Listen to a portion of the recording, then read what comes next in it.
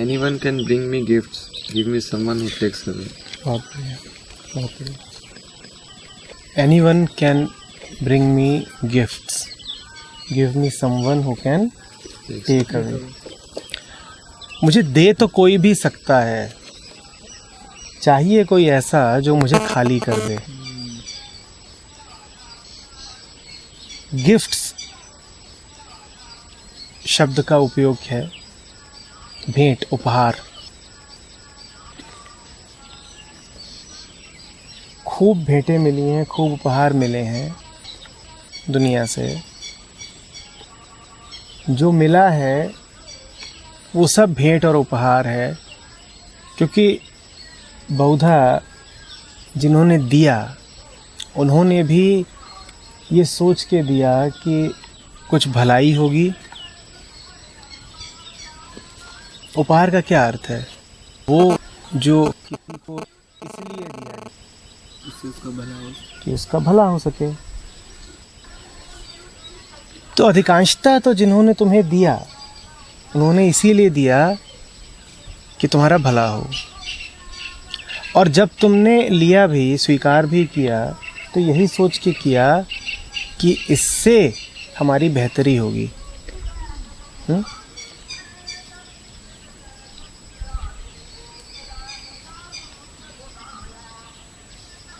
रूमी कह रहे हैं कि ऐसा नहीं है कि जो बाहर से मिला उसमें कुछ अच्छा और कुछ बुरा था। ये तो तुमने खूब सुना होगा ना कि अच्छा अच्छा ले लो, बुरा बुरा छोड़ दो। यहाँ तुम्हें एक नई ही परिभाषा दी जा रही है अच्छे और बुरे की।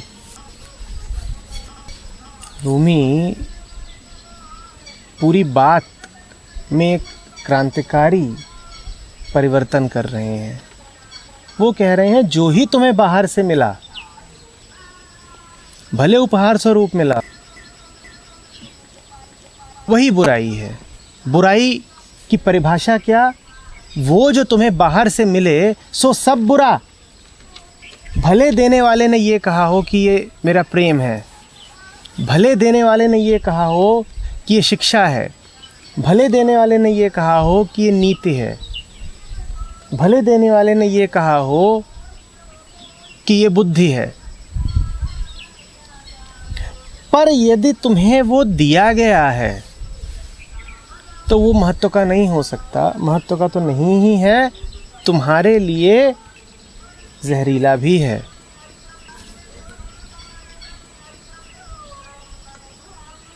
क्या है बुराई? जो बाहर से आए, यही बुराई की परिभाषा। बुरा क्या? जो बाहर से आया। रूमी कह रहे हैं अब चाहिए कोई ऐसा जो खाली कर दे, जो साफ कर दे। क्या कर दे? साफ कर दे। Give me someone who can take away. दुनिया ने तो खूब भरा मुझे,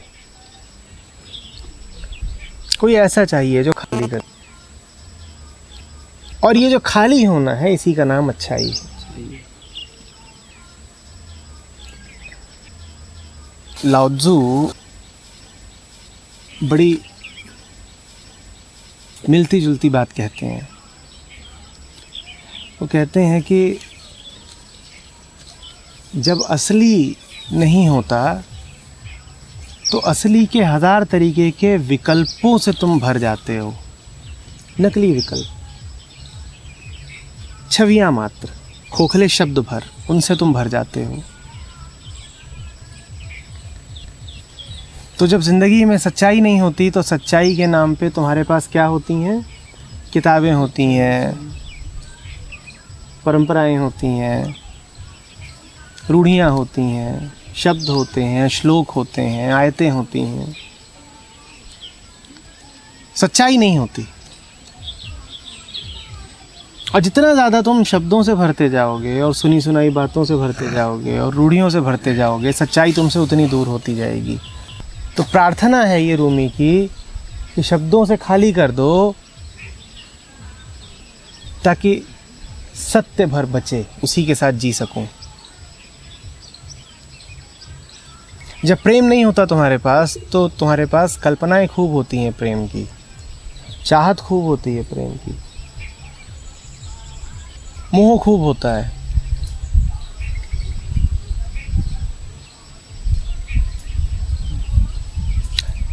रूमी कह रहे हैं हटे वो सब तो जीवन में प्रेम आए,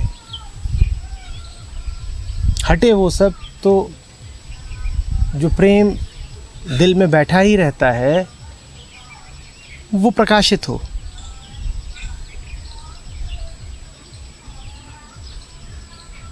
जब आनंद नहीं रहता तो ज़िंदगी में तरह तरह के मनोरंजन भर जाते हैं।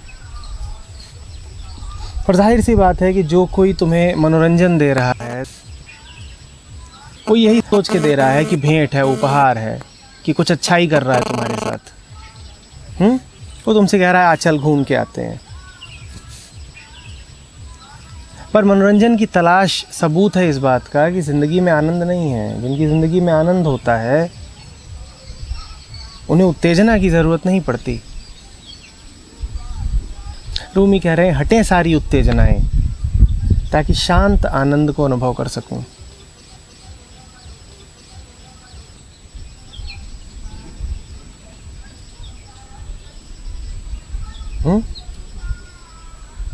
जब ज़िंदगी में स्थिरता नहीं होती, शून्यता नहीं होती, मौन नहीं होता, तब जाहिर है कि शब्दों से और शोर से भर जाओगे। और बाहर से जो कोई जो भी कुछ लेके आया है वो शोर ही है एक तरह का। रूमी कह रहे हैं हटे शोर ताकि सुंदर शांत मौन में विश्राम कर सकूं।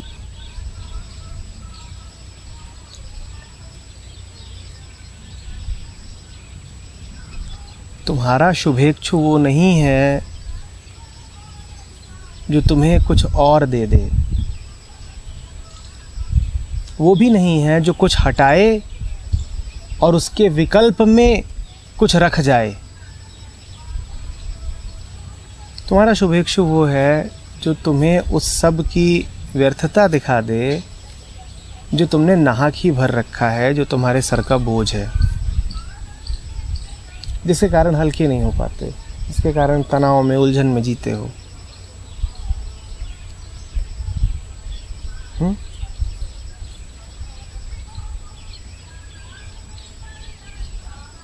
हमारे तथाकथित शुभेच्छु तो ऐसे होते हैं कि जैसे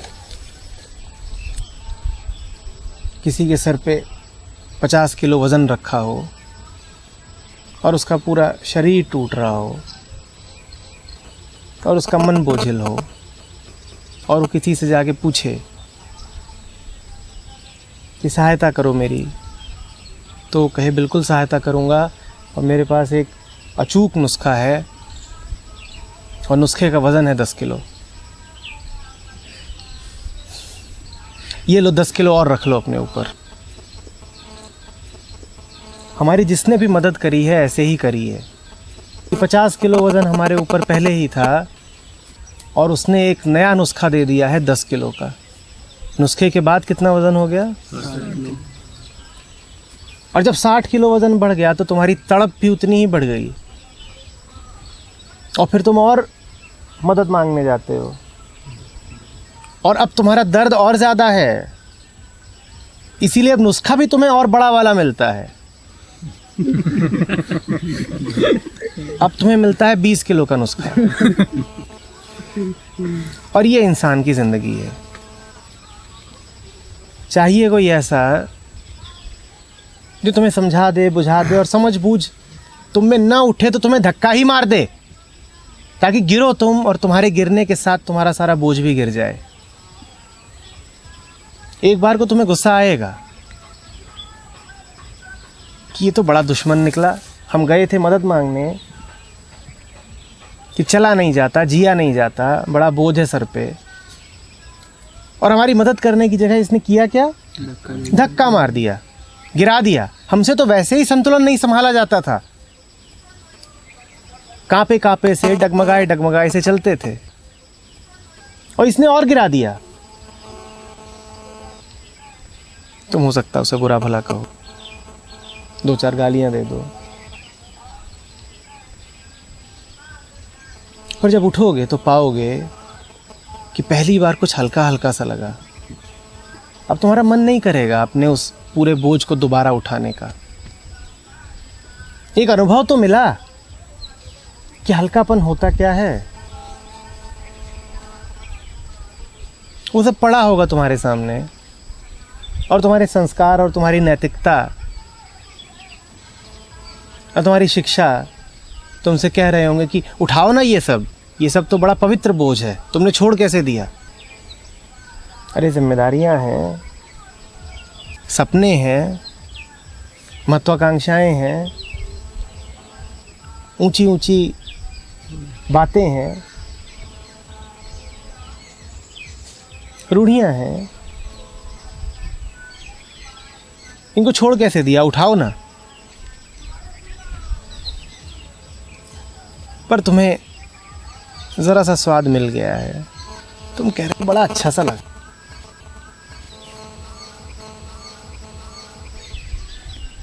इसका मतलब ये है कि मैं अभिशप्त नहीं हूं सजा भोगने के लिए। अगर 2 पल भी खुले में सांस ले सकता हूं तो आगे भी ले सकता हूं। अगर अभी हल्का अनुभव कर सकता हूं तो पूरा जीवन ही ऐसा क्यों नहीं बीत सकता।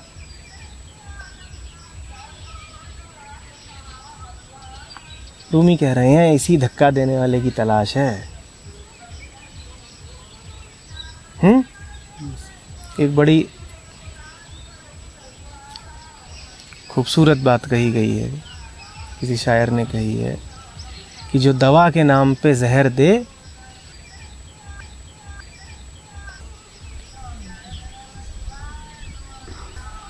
उसकी तलाश है। सुना है? कव्वाली है ये, इश्क इश्क है, इश्क इश्क, सुनिए कव्वाली, उसमें आता है बीच में कि चाहिए कोई ऐसा जो अब दवा के नाम पे जहर दे, क्योंकि दवाएं तो दवाएं हैं, नुस्खे भी 20-20 किलो के हैं। जहाँ 20 किलो का नुस्खा हो वहाँ दवा कितने किलो, टनों कुंटलों में।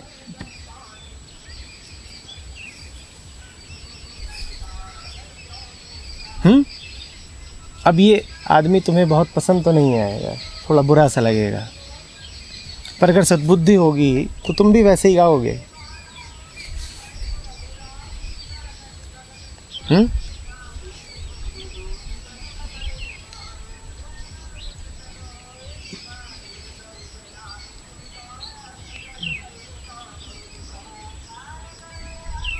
जब ये कहता है शायर कि जो दवा के नाम पे जहर दे उसी की तलाश है, तो उससे ठीक पहले ये भी कहता है अब मेरा इलाज है कोई तो मौत है।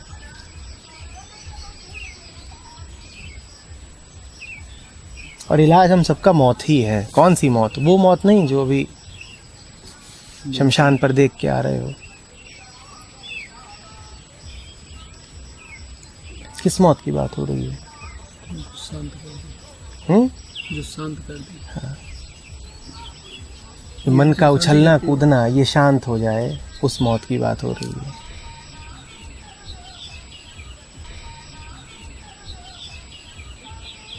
उस मौत की बात हो रही है जिसको कबीर कहते हैं कि मैं कबीरा ऐसा मरा दूजा जन्म ना होए।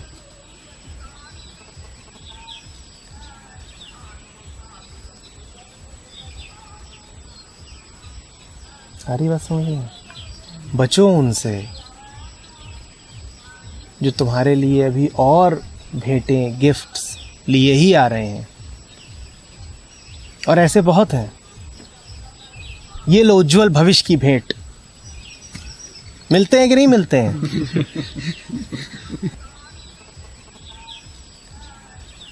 तुम्हारी सारी तमन्नाएं पूरी होंगी, ये हमारा आशीर्वाद है। मिलते हैं ऐसे कि नहीं मिलते हैं? कि हमारी दुआ है कि तुम्हारी सारी चाहतें पूरी हों।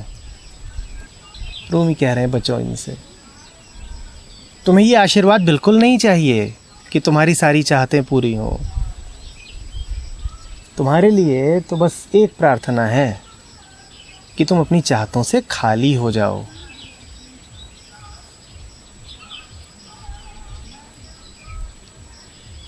कुछ मज़ा सा नहीं आ रहा समझ। चाहत से सर जो खाली हो जाएगा तो इंसान में बचेगा क्या? इंसान खाली नहीं और चाहते बढ़ती जाती है। तुम्हारी अभी यही हालत है कि तुम्हें लगता है कि चाहत से खाली हो गए तो बचेगा क्या। मैं कह रहा हूँ इस बात को सवाल बना लो कि चाहत से खाली हो गए तो बचेगा क्या। और ये यकीन रखो, गहरी श्रद्धा, कि कुछ बचेगा तो ज़रूर। क्या बचेगा ये तुम जान लेना, पर ये अभी से मान मत लो कि कुछ नहीं बचेगा। सवाल बनाओ कि क्या बचेगा। देखो, जब पूछते हो कि क्या बचेगा तो उसमें साथ में एक श्रद्धा होती है कि कुछ बचेगा, तो तभी तो पूछ रहे हैं क्या बचा। हो सकता है जो बचे वो अभी तुम्हारी कल्पना में ना आ रहा हो सकता है जो बचे वो कुछ ऐसा हो जिसके बारे में कुछ कहा ना जा सकता हो। पर ये पक्का रखो कि ये मानने की कोई ज़रूरत नहीं है कि कुछ भी नहीं बचेगा, कि नष्ट ही हो जाओगे तुम। डरो मत। तुम्हारा बड़ा गहरा डर ये है कि अगर मेरी उलझनें सुलझ गईं तो फिर जीने के लिए बचा क्या। तुम्हारा बड़ा गहरा डर ये है कि अगर ये जो दिमाग में आग जलती रहती है लगातार, ये बुझ गई तो ज़िंदगी बड़ी ठंडी हो जाएगी। ये क्या करेंगे? यही है ना। तुम कहते हो एक आदमी जिसकी हसरतें नहीं, एक आदमी जिसमें बेताबियाँ नहीं, वो तो लाश तमान है। यही कहते हो ना। और बहुत मिले हैं तुम्हें जो यही सब पाठ पढ़ा रहे हैं कि जब तक अरमान लेकर चल रहे हो तब तक जिंदा हो तुम। इन मूर्खों की भेंट स्वीकार मत कर लेना।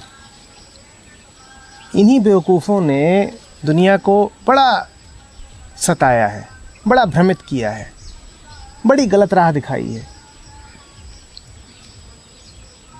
और ये बात तुम्हारे मन में बैठ गई है कि अगर मेरी तड़प शांत हो गई, अगर मेरी बीमारी शांत हो गई तो मैं बचूंगा कहाँ। सोचो ना, कैसा लग रहा है अभी कि डॉक्टर के सामने बैठे हो और डॉक्टर से कह रहे हो, डॉक्टर साहब,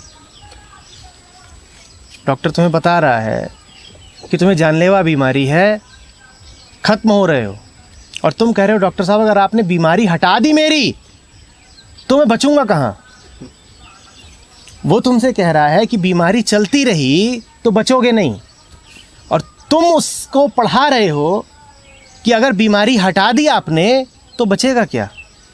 बीमारी के साथ बचोगे, बचे हो।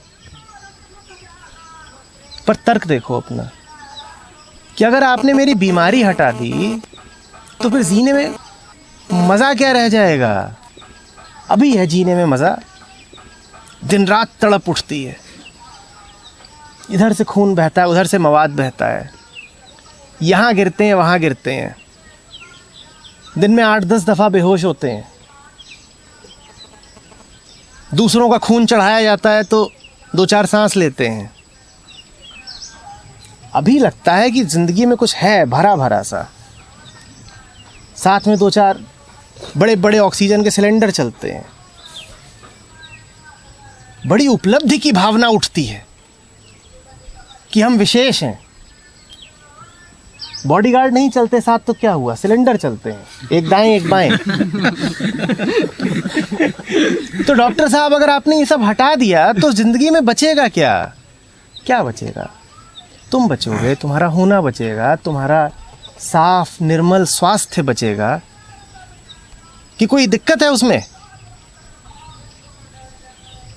ऐसे ही कह रहे हो कि कोई तुम्हारी बैसाखियाँ हटाए और तुम कहो कि यही तो मेरे पाँव हैं और ये हटा दिए तो बचेगा क्या।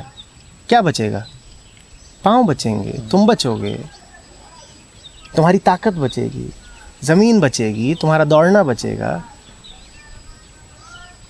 कि बैसाखियों के साथ दौड़ते हो, उनके साथ तो नहीं दौड़ते।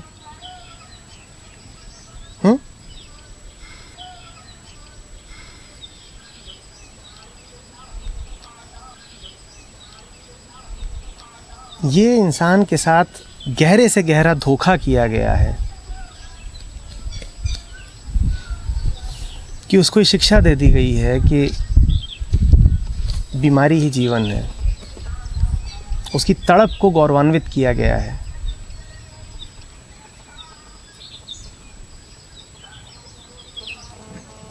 उसकी विक्षिप्तता की शान में कविताएं लिखी गई हैं।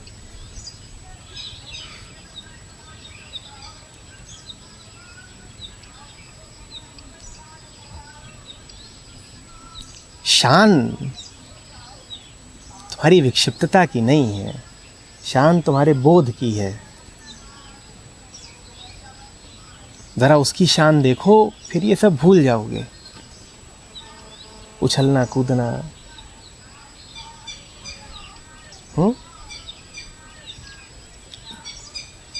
और औंधे मुंह गिर पड़ना,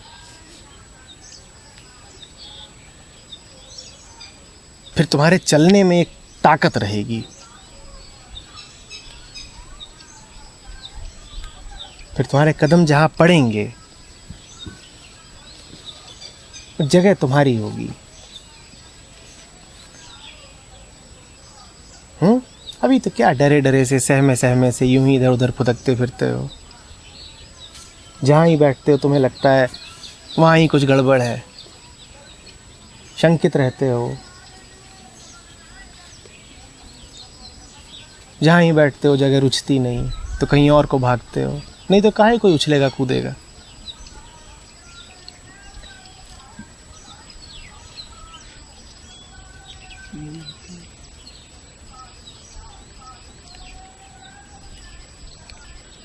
सर, आपने कहा जो भी चीज़ें बाहर से आती हैं वो सारी बुराई होती हैं, मतलब जो भी हम लेते हैं। एक बच्चा सर जब मतलब बर्थ लेता है उसके बाद से जो बड़ा होता है धीरे धीरे, तो सारी चीज़ें जो वो देखता है आपस मतलब उसके चारों अराउंड जो भी लोग होते हैं उनसे वो सीखता है। तो एक सेंस में वो सब भी एक गिफ्ट उनको उस बच्चे को मिल रहा है। हाँ, मिल रहा है। वो देखते देखते वो बड़ा होता है और वो सब चीज़ें उसकी आदत हो जाती हैं फिर, और उसके नेचर में हो जाती।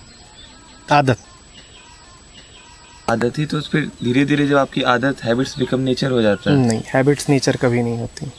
तुम आदत कुछ भी पाल लो। कलाम का सर एक कोट है ना, होगा, बहुत ऐसे हैं। तो मतलब जिस चीज़ को आप रेगुलर करो हैबिट्स, और surely they will become nature. कभी नहीं हो सकता, कभी नहीं हो सकता। तुम कितनी आंखें बंद कर लो, अंधापन तुम्हारा स्वभाव नहीं बन सकता। तुम्हारा स्वभाव है रोशनी। नहीं तो बड़े अज्ञान की बात है किसी को ये कहना कि आदत कभी तुम्हारा स्वभाव बन सकती है। आदत कितनी भी गहरी हो जाए आदत ही रहेगी। आदत बाहर से आई है और इसीलिए उससे छुटकारा पाया जा सकता है। स्वभाव से कभी छुटकारा नहीं पाया जा सकता। स्वभाव माने तुम, आदत माने वो जो तुमने ग्रहण करा है। जो ग्रहण करा है वो छोड़ा जा सकता है, तुम जो हो वो छोड़ा नहीं जा सकता।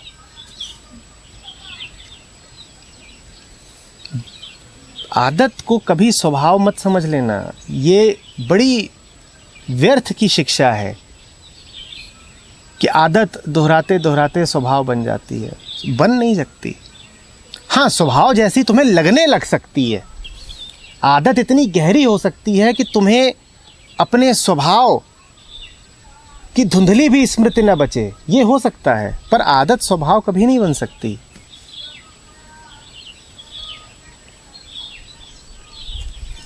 क्वेश्चन ये था कि सर वो बच्चे जो भी कुछ मतलब बाहर से लिया, तो वो फिर कैसे जज करे कि हमने सही चीज़ें, मतलब उसको कैसे पता चले कि हमने बुराई ले ली है।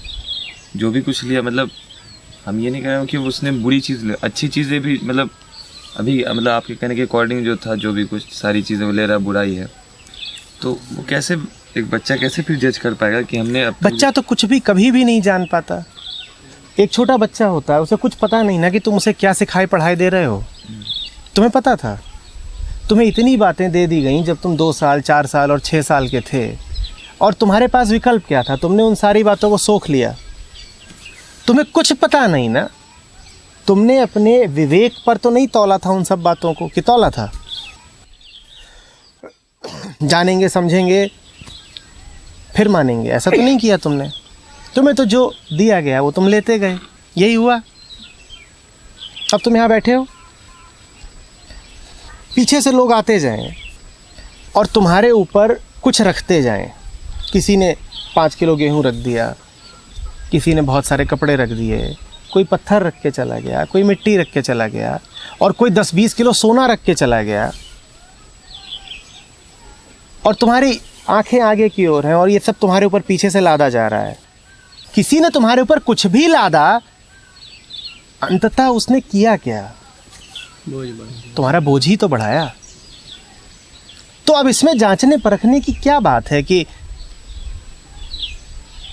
क्या अच्छा और क्या बुरा? ये जो कुछ भी है ये सब बोझ मात्र है। जब तक इससे मुक्ति नहीं पाओगे तब तक कदम भारी ही रहेंगे। समझना ध्यान से कि अपने जानते बूझते तुम कभी कुछ नहीं ग्रहण करते, क्योंकि जिसने जाना बूझा है उसने यही जाना है कि तुम्हारा स्वभाव पूर्णता है, तुम्हें और कुछ ग्रहण करने की ना आवश्यकता है न तुम कर सकते हो, क्योंकि जो पूर्ण है वो अपने में अब जोड़ेगा क्या। तो ये कहना भी मत कि हमने अपने विवेक से चुन करके कोई बात स्वीकार करी। विवेक जब होता है तो वो मात्र अस्वीकार करता है। विवेक का काम है नेति नेति, विवेक का काम है झूठे को झूठा जानना। विवेक का ये काम नहीं है कि कुछ सच्चाई मिली बाहर से और उसको सोख लिया। विवेक सिर्फ ठुकराता है। सत्य तो भीतर मौजूद है, उसको ग्रहण थोड़ी करोगे कहीं बाहर से। और सत्य की ही रोशनी है जो इधर उधर से आते झूठों को ठुकराने में तुम्हारी मदद करती है कोई तुम्हारे दिल में जो तुम्हारी आंखों को रोशनी देता है। उन्हीं आंखों की रोशनी से तुम देख पाते हो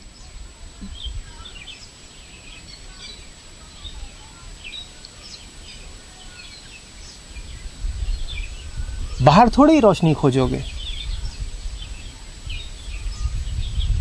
कोई आंखें खोल करके बाहर खोजे कि रोशनी कहाँ है तो व्यर्थ की बात है ना। तुम देख पा रहे हो, यही सबूत है रोशनी का। तो रोशनी कहाँ हुई? अब तुम आंख खोल करके देख कहाँ रहे हो और खोजने क्या निकले हो? कई ऐसे भी सूरमा हैं जो बाहर आंखें खोजने निकलते हैं।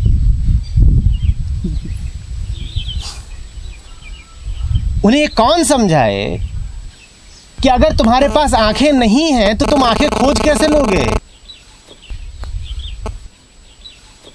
वो कह रहे हैं नहीं, हम देख परख के आंखें खोजेंगे। देख परख के आंखें खोजोगे? किस चीज से देख परख के खोजोगे आंखें? ये सवाल ही उन्हें नहीं उठता। वो कहते हैं नहीं, हम तय करेंगे कि हमें क्या स्वीकार करना है। आंखों से आंखें खोजोगे? जो तुम खोजने निकले हो वही तो है जो तुमसे खुजवा रहा है। जिन आंखों से देख रहे हो उन्हीं आंखों से आंखें खोज रहे हो। क्या मूर्खता है। और वाकई आंखें ना होती तुम्हारे पास तो खोजने की प्रेरणा भी कहां से आती?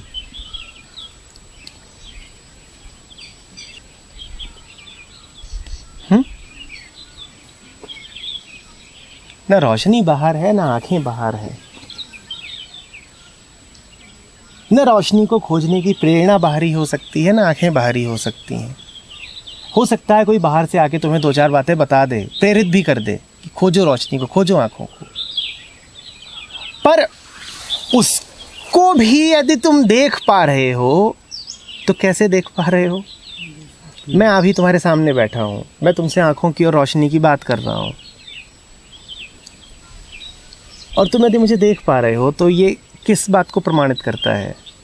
मेरी आंखें हैं, कि तुम्हारी आंखें हैं, कि तुम्हारे पास रोशनी है। मैं हद से हद तुम्हें उसकी याद दिला सकता हूँ। मैं अभी तुम्हें आंखें दे तो नहीं सकता ना, मैं तुम्हें रोशनी दे तो नहीं सकता ना, मैं सिर्फ तुम्हें याद दिला सकता हूँ कि भाई अगर मुझे भी देख पा रहे हो तो जान लो कि आंखें और रोशनी है तुम्हारे पास।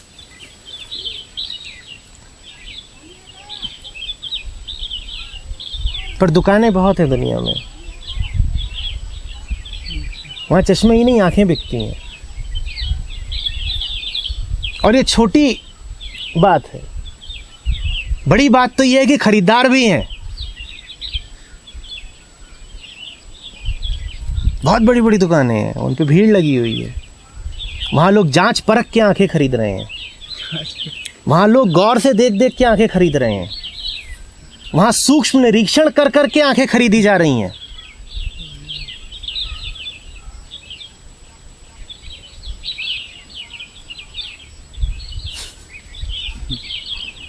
तुम कहाँ कहाँ घूम आए?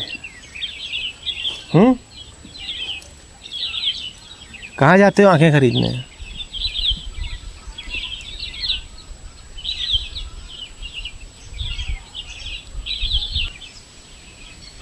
सर जो अभी आपने बताया जो कुछ बाहर से आता है वो बुराई होती है, और जो खुद से जज करते हैं वो सही है। तो जैसे हम लोग सर क्लास में पढ़ते हैं, इंटर के बाद अगर आएंगे वो भी सर नई चीज़ है, तो वो बुराई होगी सर क्लास में जो पढ़ते हैं। उतना ही कह रहा हूँ जितना कह रहा हूँ, बाकी सब वो है जो तुम पहले से सुने बैठे हो। उसे मेरी बात पर आरोपित मत करो। तुमने जो बात बोली उसमें से 90% मैंने कही ही नहीं है। मैंने उतना ही कहा जितना मैंने कहा है, बाकी सुनी सुनाई बातों को मेरी बात से मत जोड़ो। मैं जो कह रहा हूँ वो तुमने पहले नहीं सुना है, तो उसे अपनी पहली वाली बातों के साथ इकट्ठा मत करो। मैंने ये कहा क्या कि जो तुम खुद जज कर रहे हो वो सही है? मैंने कब कहा?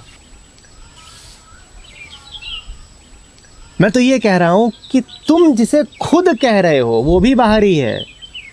तुमने जिसे ये अपनी खुदी बना रखा है, जिसे तुम अपनी आत्मता कहते हो, तो सही क्या है? वो भी बाहरी है। तुम जब कहते हो कि मैं जांचूंगा परखूंगा, ये मैं भी तो तुम्हें भेंट स्वरूप ही किसी ने बाहर से दे दिया है। तुम्हें अपना क्या पता है? जब तुम कहते हो कि मैं फैसला करूंगा, ये मैं कौन है? ये मैं क्या तुम हो? ये मैं तो वही सब है। भाई ऐसा है कि तुम्हें बहुत सारा बोझ दिया जाता है। तुम बैठे हो, तुम्हारे ऊपर 10 चीज़ें ला के रख दी गई, उसमें एक स्पीकिंग मशीन भी है, वो लगातार मैं बोल रही है। वो तुम थोड़े ही हो, स्पीकिंग मशीन है, वो भी 50 किलो की है, तुम्हारे ही जैसी दिखती है। तुम्हारे ऊपर तुम्हारे ही जैसी दिखने वाली एक स्पीकिंग मशीन लगा दी गई है। वो लगातार क्या बोलती रहती है? मैं।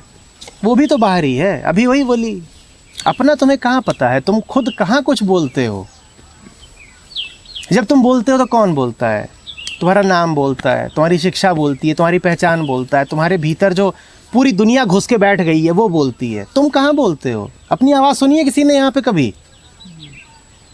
कोई है जो दावा कर सके कि उसने अपना चेहरा देखा है कि अपनी आवाज़ सुनी है? इतनी चीज़ें डाली गई हैं तुम्हारे ऊपर, 1000 तरीके के नकाब भी शामिल हैं उसमें। वो भी तो बोझ है तुम्हारा। जब तुम कहते हो कि मैं फैसला कर रहा हूँ, तुम थोड़ी फैसला कर रहे हो। वो सब दुनिया भर के नकाब हैं, वो फैसला कर रहे हैं। वो मशीन है, उनकी पहले की प्रोग्रामिंग है कि क्या फैसला करना और कैसे फैसला करना है। तो मैं कौन होगा? वो तो नहीं हुआ जो अभी बोल रहा है। नहीं तो उसको छोड़ो, पहले वहाँ पीछे उसको रख दो, फिर बात करें। तो सर ऐसा तो दुनिया में कोई नहीं है।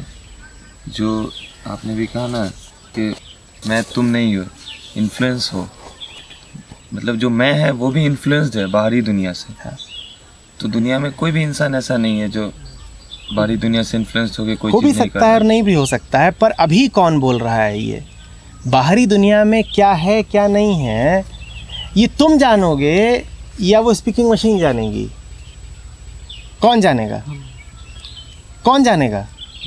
तुम जान सकते हो ना, वो मशीन तो नहीं जान सकती। और अभी बोल कौन रहा है? Speaking machine. तो इसकी बात को मैं क्या गंभीरता से लूं? तो इस मशीन को कभी क्या पता चलेगा? जो खुद नकली है उसे कैसे कभी पता चलेगा कि दूसरा असली है कि नकली? जल्दी बोलो, बोलो जल्दी। सर जो मशीन मिली सर वो भी तो गॉड गिफ्टेड है सर। गॉड ने दी थी? सर जो हम बोलते हैं वो भी तो मशीन से होती है। वो तुम्हें गॉड ने दी थी वाकई? ये जो इधर से उधर से कचरा इकट्ठा कर रहे हो, ये गॉड ने दिया है वाकई?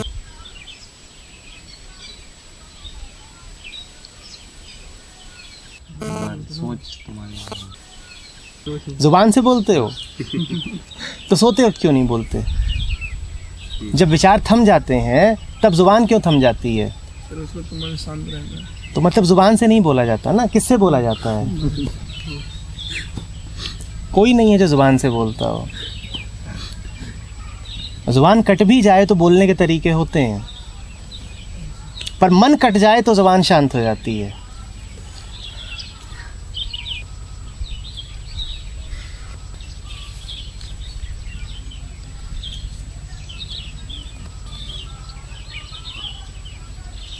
सर प्रॉब्लम ये होता है ना फाइनली कि फिर बात यहीं पे अटक जाती है कि जो चीज़ सोचते हो बाहर से है, तो फिर हर इंसान के साथ यही हो रहा। वो बच्चा मतलब पूरी दुनिया शुरुआत से यही हो रहा, पैदा हो रहा है, वो बाहर से उसको सारी चीज़ें मिल रही हैं, फिर धीरे धीरे वो वही सारी चीज़ें कर रहा जो उसे अच्छा लग रहा। तो फिर मैं जब है ही नहीं तो फिर क्या मैं? एक इसमें गुप्त दरवाज़ा होता है इस पूरे खेल में, जहाँ पर हम फंसे रहते हैं। इसमें बच निकलने के लिए एक दरवाज़ा होता है। वो दरवाज़ा होता है जांच पड़ताल का। फंसने का तरीका होता है मानना, और बचने का तरीका होता है जांचना। अभी देखा तुमने सवाल क्या पूछा? कैसे जानूं कि क्या मैं? ये तुम दरवाजे के करीब पहुंचे,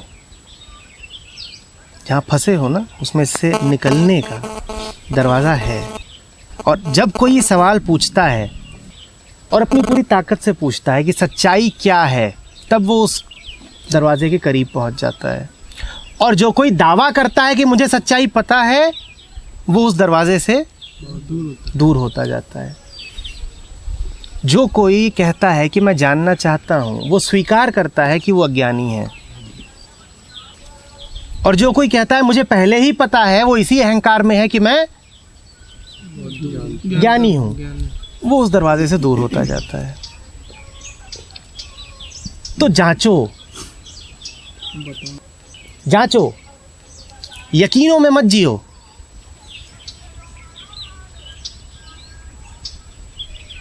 यकीनों में मत जियो। जिन बातों से मन भरा हुआ है उनको परखो, और एक के बाद एक पाओगे कि मन में बातें ही बातें भरी हुई हैं, धारणाएं धारणाएं भरी हुई हैं, फिजूल के विश्वास भरे हुए हैं। उन्हें परखो तो, जैसे अभी तुमने परखना चाहा कि क्या, कैसे, क्यों। शुरुआत एक सवाल से होगी, अंत मौन पर होगा। हो सकता है कोई जवाब ना मिले, पर शांति जरूर मिलेगी। पूछो जरूर।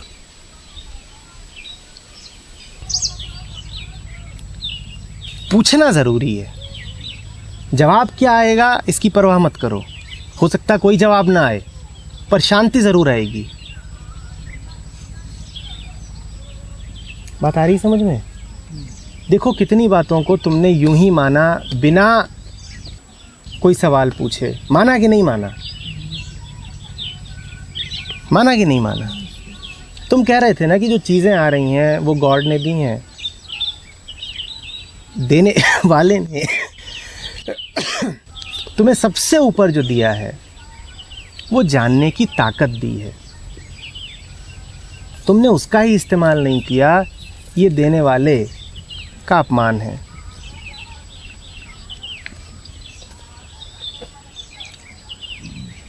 देने वाले ने तुम्हें सबसे अहम ताकत बख्शी है। वो ताकत क्या है?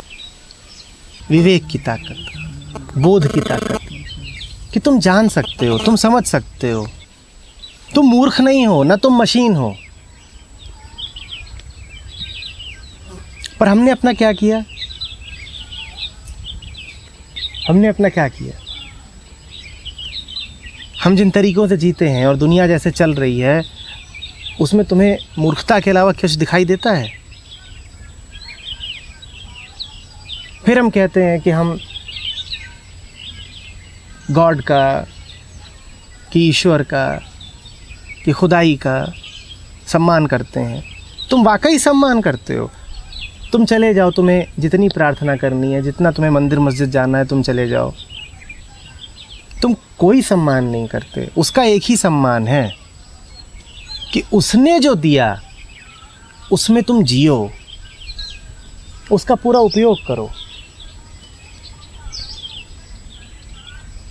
सिर्फ उसने जो भेंट दी है वो देने लायक है, वो लेने लायक है। बाकी सारी भेंटें व्यर्थ हैं। और तुमने उल्टी गंगा बहाई। उसने जो भेंट दी उसको तो तुमने तिरस्कृत कर दिया, उसका तो तुम उपयोग ही नहीं करते। और दुनिया ने जो भेंटें दी, तुमने उनका क्या किया? तुमने उनका खूब उपयोग किया, तुमने उन्हें खूब सम्मान वरीयता दी। दुनिया ने तुम्हें ताकत नहीं दी है होशियारी की, समझने की, बोध की। दुनिया ने तो तुम्हें मान्यताएं दी हैं। उन मान्यताओं का निरीक्षण करने की ताकत, उन्हें रोशनी में देखने की ताकत तुम्हें खुदा ने दी है।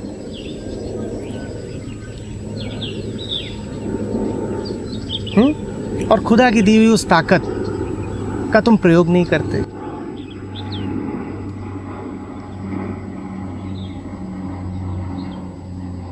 बात समझ रहे हो?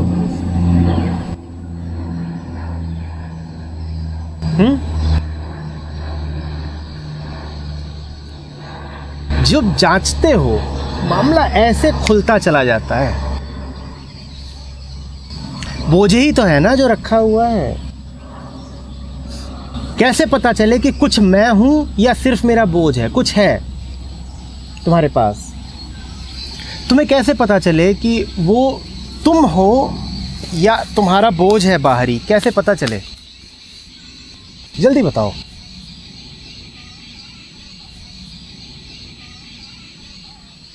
तुम यहाँ से लेकर वहाँ तक हो और तुम्हारे पास बहुत कुछ है। तुम्हारे पास हाथ है, पाँव है, दिल है, आँखें हैं और बहुत सारी चीज़ें हैं।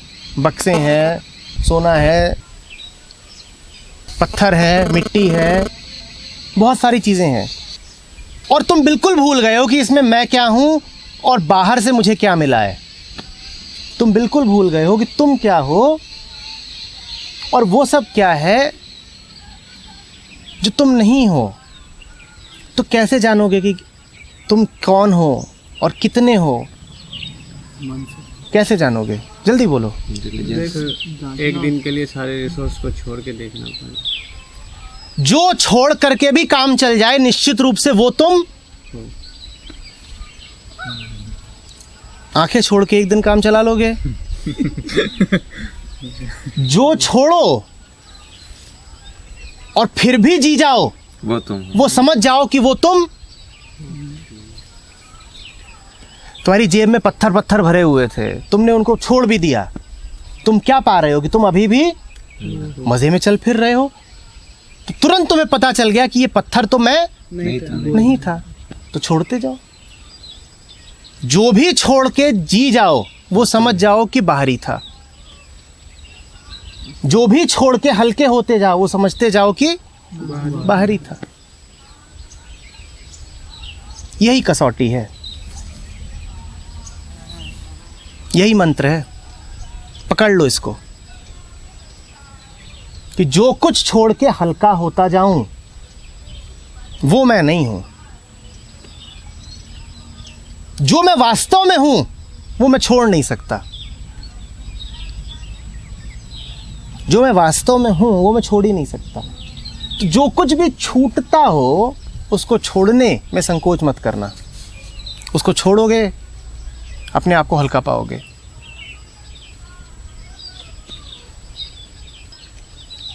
छोड़ के तो देखो, डरते क्यों हो?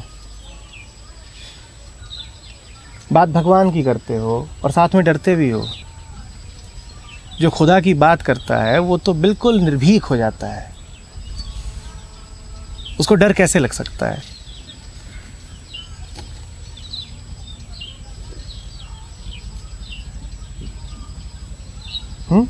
दिल में अगर खुदा हो तो तुम्हें और दुनिया भर की भेंटों, उपहारों की और सहारों की जरूरत है क्या? तो क्यों उनके लालच में पड़े हो?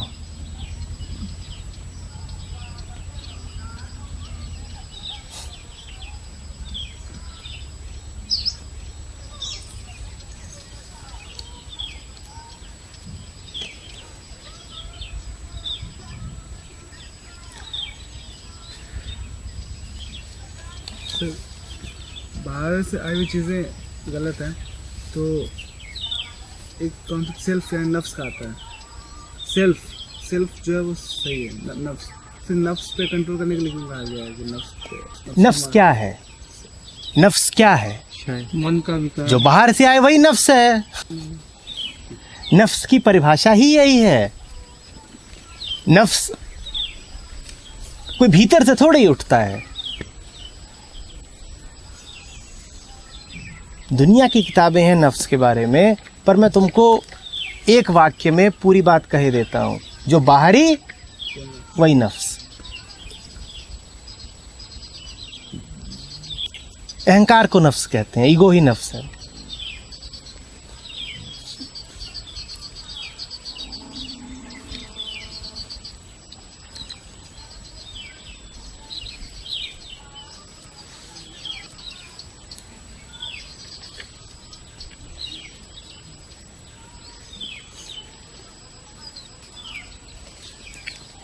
उसको देखो, मज़ा तो बहुत आ रहा है, बात तो ठीक है। अरे जो बात सुनने में इतना मज़ा आ रहा है, हैं?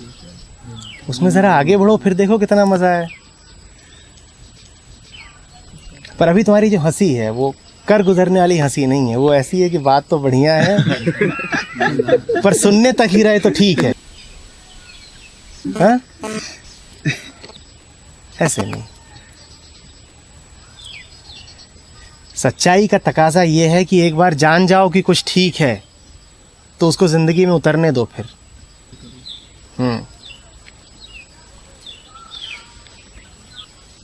अहंकार तो वही है जिसके बारे में हम जानते हैं, हमें विश्वास होता है तो हम उससे अहंकार करते हैं। तो सर आपने कहा कि जो भी बाहर से आती है वो अहंकार पता रहता है कि तुम जिस पर विश्वास करते हो उसे जानते थोड़ी हो। जानना और यकीन करना दो बहुत अलग अलग बातें हैं। अहंकार बाहर से आता है, तुम्हें उसके बारे में भ्रम रहता है कि तुम्हें कुछ भी पता है। तुम्हें पता क्या होता है? अहंकार के बारे में तुम्हारा सबसे बड़ा भ्रम तो ये होता है कि वो मैं हूँ, अहमकार। वो मैं हूँ, अहम, वो तुम हो ही नहीं। तुम जेब में पड़े हुए पत्थरों को मैं समझ रहे हो, अपना पाँव और अपना हिस्सा समझ रहे हो। वो तुम हो ही नहीं। अहंकार में और आत्मा में क्या अंतर है? यही अंतर है ना। आत्मा माने वो जो मैं हूँ, अहंकार माने वो जो मैं हूँ नहीं पर मुझे लगता है कि मैं हूँ। यकीन कैसे होता है? यकीन ऐसे ही होता है कि तुमने कभी जांचा नहीं, तुमने कभी परखा नहीं, निरीक्षण नहीं किया, सवाल नहीं पूछे, परीक्षा नहीं करी। यूं ही मान लिया।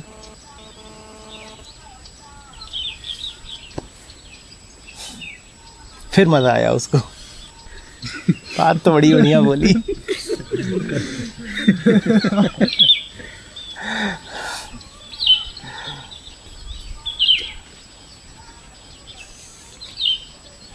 सर क्वेश्चन थोड़ा सा इररिलेवेंट है, लेकिन 2-3 साल से हमको सपने बहुत आते हैं रात को।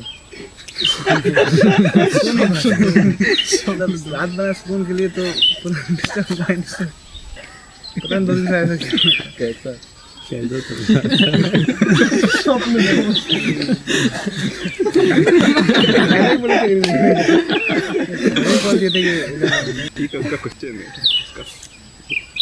दिन में भी सपने आते हैं सोने के बाद। देखो बड़ी बढ़िया बात बोली है। रात के सपनों की इतनी बात क्यों करते हो? अभी दिन है, अभी जग रहे हो, ये तो पक्का कर लो कि अभी सपना नहीं देख रहे, नहीं तो सपने में देखा सपना। सुना है ना गाना? गाना सुना है? सपने में देखा एक सपना। ये भी तो हो सकता है कि एक सपने में सपना देख रहे हो कि सपना चल रहा है। ये भी पॉसिबल है। ये तो पक्का कर लो कि अभी जगे हुए हो। रात का सपना दिन के सपने से जुड़ा हुआ होता है। जो दिन में जगे हुए होते हैं उन्हें फिर रात के सपनों की बहुत परवाह नहीं रह जाती। आए तो आए, नहीं आए तो नहीं आए। अभी जग जाओ, अभी तुम्हारे सामने जो कुछ भी हो रहा है उस पर पूरा ध्यान केंद्रित करो। रातें अपने आप ठीक हो जाएंगी। ज़्यादातर सपने ही में रहता, दिन में भी। रातें उन्हीं की व्यथित रहती हैं जिनके दिन गड़बड़ रहते हैं।